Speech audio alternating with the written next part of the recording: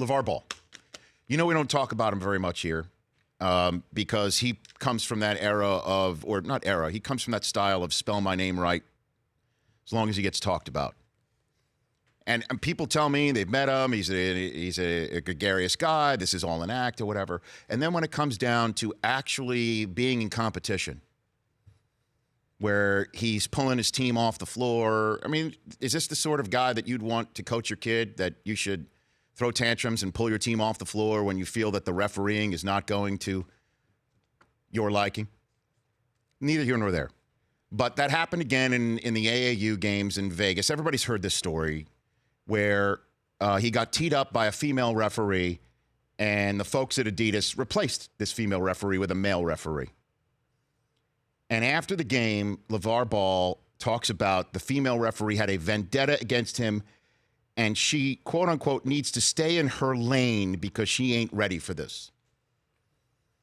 Stay in your lane. Is this now going to be a thing for LaVar Ball to say to women in authority that he feels threatened by? I just think about this. Like, anybody out there who's got a daughter, think about that. And I'm married to a very strong-willed woman, Brockman. Very true. I have no problem being married to a strong-minded, strong-willed woman. I share my life with her. I share this seat with her. And I just look at my daughter that Susie and I now have. Imagine your daughter grows up her whole life trying to become a ref. Let's just pick that out of thin air.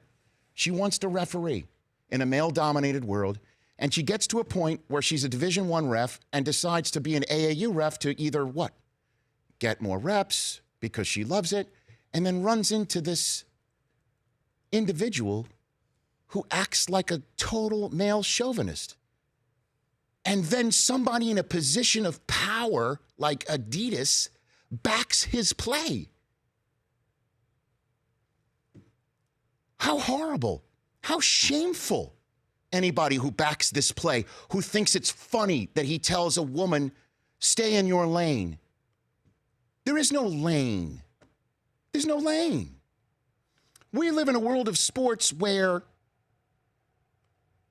the scoreboard in the rule book is the differentiator, and sometimes things don't go your way, refereeing or not. And you do your best to compete.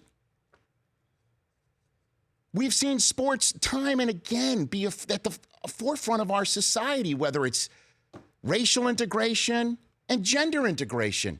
It's 2017. Didn't Billie Jean King handle this a generation ago, this whole thing? What the hell are we talking about? Stay in your lane.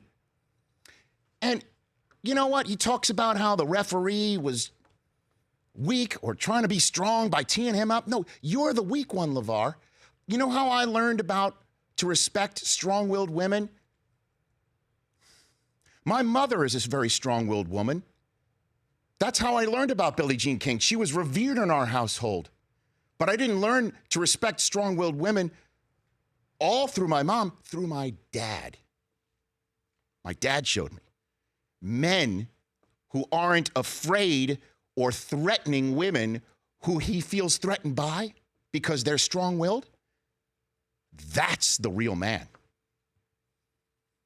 Real men don't tell others to stay in their lane over a stupid basketball game.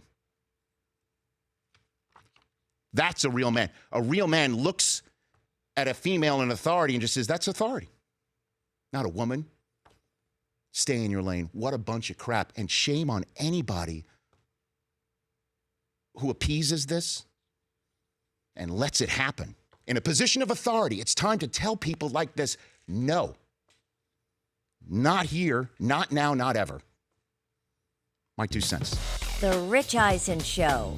Weekdays at noon Eastern on radio stations across the country and audience. If you liked some of that, get some more of that on the Rich Eisen Show app. Follow all the information you see right here on the Rich Eisen Show.